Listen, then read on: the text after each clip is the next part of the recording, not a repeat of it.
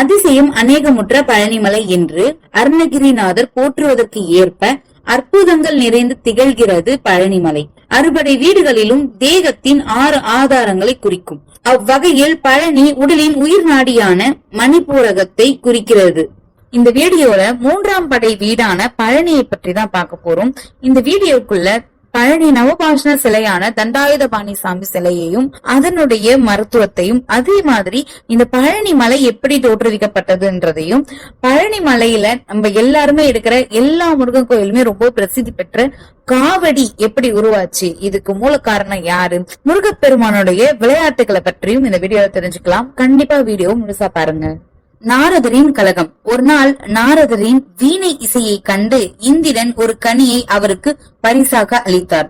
அந்த ஞானப்பழத்தை பெற்ற நாரதர் உலகை ஆளும் கைலாயத்திற்கு சென்று சிவபெருமான் பார்வதி தேவியிடம் கொடுத்தார். அதை சிவபெருமானின் புதல்வர்களான முருகப்பெருமானும் விநாயக பெருமானும் இருவருமே பெற விரும்பினார்கள். முதலில் உலகை சுற்றி வருபவருக்கே ஞானப்பழம் என கடைசியாக முடிவாகியது. அதையடுத்து போட்டியும் தொடங்கியது. தன் மயில் வாகனத்தில் உலகை சுற்றி வர தொடங்கினார் முருகப்பெருமான். இதற்கிடையே அம்மையப்பனே உலகம் என்ற தத்துவ நெறியை மையமாக வைத்து விநாயக பெருமான் சிவன் பார்வதி தேவியை சுற்றி வந்து கனியை பெற்றுக் கொண்டார். இதனால் கோபமுற்ற முருகப்பெருமான் கைலாயத்தில் இருந்து கோபித்துக் கொண்டு பழனிப்பதி குன்றில் குடியமர்ந்தார் என்கிறது புராணம்.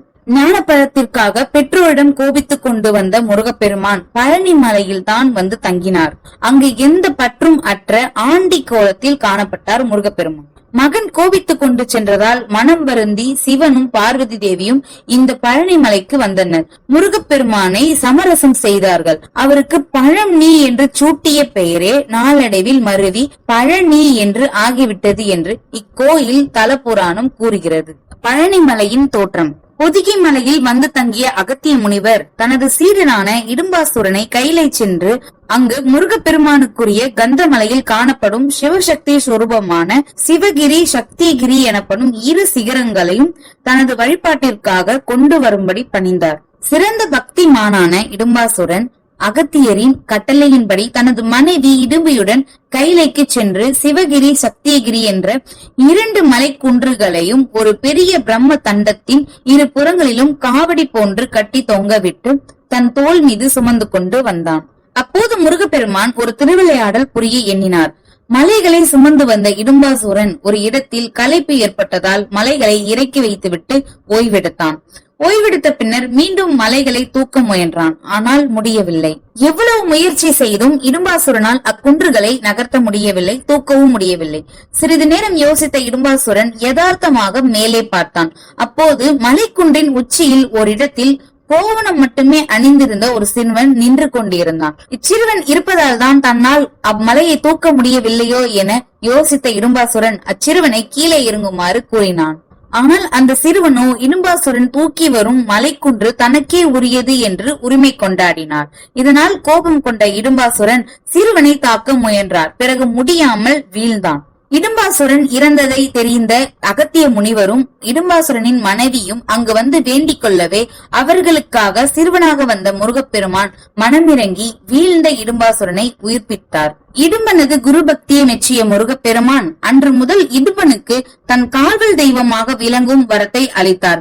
அது மட்டும் இல்லாமல் இடும்பனை போன்றே சந்தனம், பால், புஷ்பம், பன்னீர் போன்ற பொருட்களை எல்லாம் தன் சன்னதிக்கு காவடி எடுத்து வரும் பக்தர்களுக்கும் அருள் பாலிப்பதாக அன்றே அருளினார் முருகப்பெருமான். அன்று முதல் முருகன் கோவில்களில் காவடி செலுத்தும் வழக்கம் ஏற்பட்டது. இடும்பாசுரன் கொண்டு வந்த மலையை அங்கேயே நிரந்தரமாக வைக்கப்பட்டது. அந்த மலை தான் இன்றைய பழனி மலை என்கிறார்கள். இதனால் தான் பழனி மலை மீது முருகனை வழிபட செல்பவர்கள் முதலில் மலைப்பாதையில் உள்ள இடும்பன் சன்னதியில் வணங்கிவிட்டு செல்கிறார்கள். நவபாஷண சிலையை உருவாக்கிய போகர். மலைக்கோயில் கருவறையில் ஞான தண்டாயுதபாணியாக மேற்கு நோக்கி காட்சி தருகிறார் முருகப்பெருமான். ஸ்கந்த வடிவமான இவர் போகர் என்னும் சித்தரால் நவபாஷணத்தால் உருவாக்கப்பட்டவர். நவபாஷண கலவையை கல்லாக்குவது ஒரு சித்து வேலை. இதை அறிந்தவர் அகத்தியர். அவரிடம் இருந்து கற்றவர் போகர். தனது உபாசன தெய்வமான புவனேஸ்வரியின் அறிவுரைப்படி போகர் பழனி மலையில் தவம் இருந்தார். அவரது தவத்துக்கு இறங்கிய பழனி ஆண்டவர் தன்னை பிரதிஷ்டை செய்யும் முறையும் மற்றும் வழிபாடுகள் குறித்தும் சொல்லி மறைந்தார். அதன்படி தண்டாயுதபாணி வடிவை உருவாக்கி ஆகம விதிப்படி கர்ப்ப கிரகத்துக்குள் பிரதிஷ்டை செய்தார் போகர். தீராத நோய்களையும் தீர்த்து ஆயுளையும் அதிகரிக்க செய்யும் வலிமை நவபாஷண சிலைக்கு உண்டு என்கின்றனர். பழனி தண்டாயுதபாணி மூலவர் விக்கிரகம் காற்று, நீர், எண்ணெய், தேன், நெய் ஆகியவற்றால் கூட கரையாதாம். நம்ம எல்லாருக்குமே தெரிஞ்சது பழனி ஆண்டவர் மொட்டை அடிச்சு இருப்பாங்கன்ட்டு. ஆனா பழனி ஆண்டவர் மொட்டை அடித்தவர் கிடையாதான். அங்க அபிஷேகத்தின் போது நம்ம கவனிச்சா நம்மளுக்கு தெரியுமா, முருகப்பெருமான் அங்க சடைமுடியுடன் தான் காட்சி தர்றாராம். சோ அதனால மொட்டை அடிச்ச முருகப்பெருமான் அங்க கிடையாது.